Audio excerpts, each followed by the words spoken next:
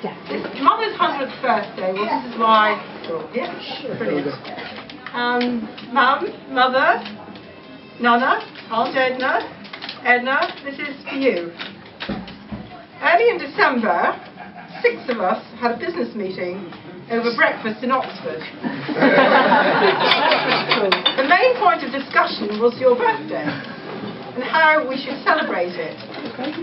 Strangely enough, we were agreed on most points on the agenda until we got to item 10. Who is going to do a speech? What is it? Voices were raised slightly. Eldest brother refused. Younger brother opted out. Husband said rather not. 2 sisters-in-law replied in unison, not us. There's only me left.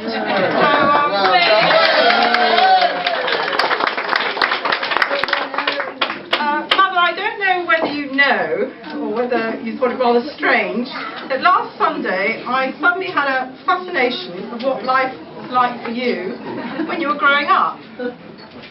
You were born in Rockbeer on Wednesday the 8th of January 2013. 1930. 1930. My time is late last night. Sorry. The second of 4 daughters to Edward and Kate Tout. King George V was on the throne then. It was just before the start of the First World War, and life was quite difficult. There was no electricity, only candles and paraffin lamps to see by during the long winter nights. No hot and cold running water, you had to pump it by hand and heat it up in a huge furnace. There were no telephones. Goodness knows, most of us can't live without a mobile for more than a day. There were few cars, just horse and trap. No jumbo jets to fly us off to exotic places. And of course no television. After the war came the roaring 20s. And you were a teenager then. And by all accounts a time of fun and frolic. And the Charleston. Oh yeah. Perhaps it was a bit like how we remember the swinging 60s. Sadly though, the Great Depression followed in the 30s and farming wasn't at all easy for you. In September 1939 you married Jack and came to live in Kentisbeare at Court Barton, and that was just before the start of the Second World War. Then Peter, Steve and myself arrived, actually not in that order, plus 7 grandchildren and 8 great-grandchildren. And somehow you remember all our birthdays. Growing up at Christmas at Court Barton was always fun and really chaotic. The Coombe family, who are here today, were usually there, and cousin David, who sadly can't be here, spent every holiday with us. You really brought up 4 children, 3 boys and me. And of course there was Grandma, living in full time, and Annie, who cleared up after us. An unbelievable household to feed and discipline. Really, how did you cope? No discipline. We are all so pleased to be here and celebrate your 100 years. Well, nearly, only another 2 days to go. We're all very proud of you and hope you can continue to get out and about to your whist rise and keep on winning. Now I want to hand you over to Edward on behalf of the grandchildren.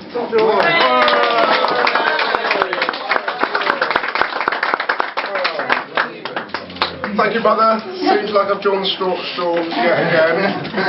Oh joy, you lot are bloody hopeless. Yeah. But it does sound like Nana's life growing up is pretty uncomprehendable for us youngsters to understand.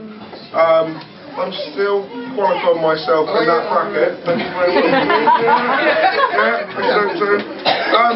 But really for us, it's been every Sunday for as long as I've been alive that... I've written down. Well, yeah, but read it later. Read it. No, it's been every Sunday for as long as we've been growing up that Nana's come down for lunch, down the motorway in a little blue Metro. And she said to me one day when she was still driving. She said, Edward, she says, I can't quite believe it. She says, I go over 80 and my car starts to shake. Well, that was that. Images of her in the outside lane, you know. But luckily since then, I think driving's passed you by and you prefer to be chauffeur-driven. Whether it's one of the family, the taxi driver Austin, or you just flag down a member of the party public to get a lift and a shot. So, no, we'd all wish you a very happy birthday, and there's a cake to follow. And if we'd all like to sing happy birthday. Happy birthday to you. Happy birthday to you. Happy birthday, dear Nana. Happy birthday to you.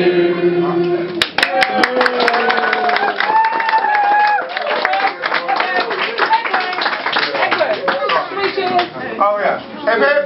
Hooray! Hip hip. Hooray! Hip hip. Hooray! Thank you, everyone. I don't know what to say. Short and sweet, I swear. Make a wish. Blow the candle out. Make a wish. Try and get us a bit